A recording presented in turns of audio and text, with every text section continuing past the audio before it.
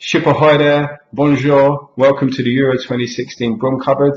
I'm your host No More High Rise, and in today's episode we're going to look at the England versus Iceland game, a Monday night extravaganza for you, and also we're going to introduce our song of the day as usual, and we're going to have a bit of a geezer of the weekend. Okay, some of the finest singers at Euro 2016 have departed Northern Ireland and the Republic.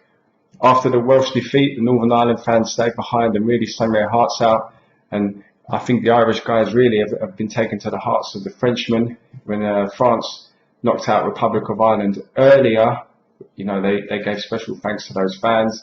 Tomorrow night, we get to see England, Iceland. Now, the English, they're really good singers, and the Icelandic, well, I think, they've captured the imagination of a lot of people. It's a fairy tale. As you see, 3 Icelandics have joined me here. Now, this isn't a show of allegiance away from the 3 lines or anything. I actually had this up and ready before it became clear that England would play Iceland. But here they are up on the boards. And also, one of the onions has disappeared. I'm not sure what's happened to that other onion. And throughout, these broom cupboards, there's always been 2 onions up there. And that's kind of followed France's scoring pattern somewhat. Today, obviously, the French got 2.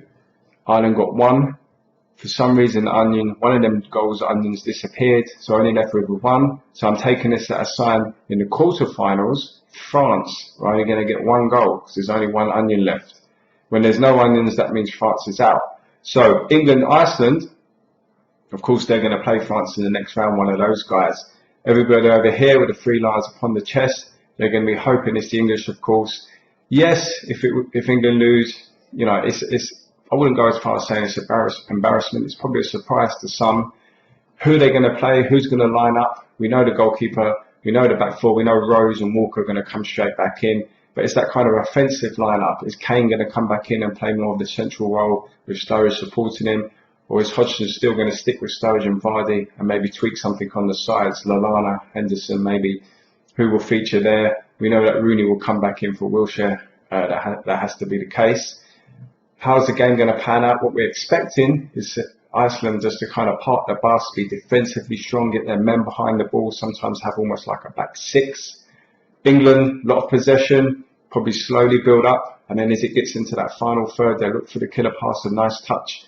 However, don't be surprised if Iceland think, you know what, we've got nothing to lose. Let's go out in England, first 15, 20 minutes, press their defence a little bit, panic them into a mistake. Everything on England's shoulders here, that the pressure's on them here.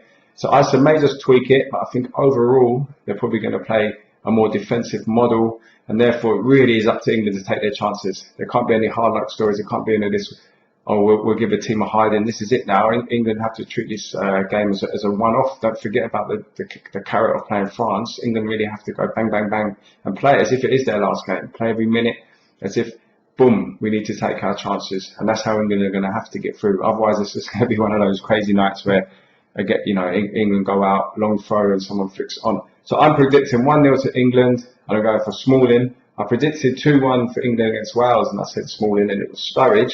But this time I think it's made for Smalling. It's going to come up from Smalling. It's going to come up from a set piece and take the Icelandics out of their own game.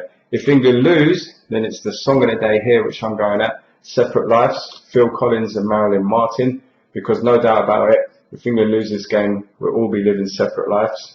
This is the back of the cover as well, and it shows the album that this track come from. Phil Collins looking there. I wonder if he'll be tuned tomorrow, I don't know. Let's hope for English sake it's not, and we all know about the ship. It's not a case of I'm an England player, get me out of it, but we never know. Okay, geezer of the weekend, I'm going to go for the Swiss player and the Stoke City employee. Shaqiri's a brilliant goal, brilliant scissor kick, wonderful picture book moment. But compassion here, I feel sorry for the guy because not many Swiss fans will probably remember that one too fondly. They'll just think, oh, that was a great goal, but we lost on penalties. So kind of a handout in compassion there to Shaqiri. Great goal, probably goal of the tournament so far in terms of just outrageousness and brilliance. But obviously in that game, the Poles got through. So England, Iceland, look forward to it. Tune in, 2000 hours.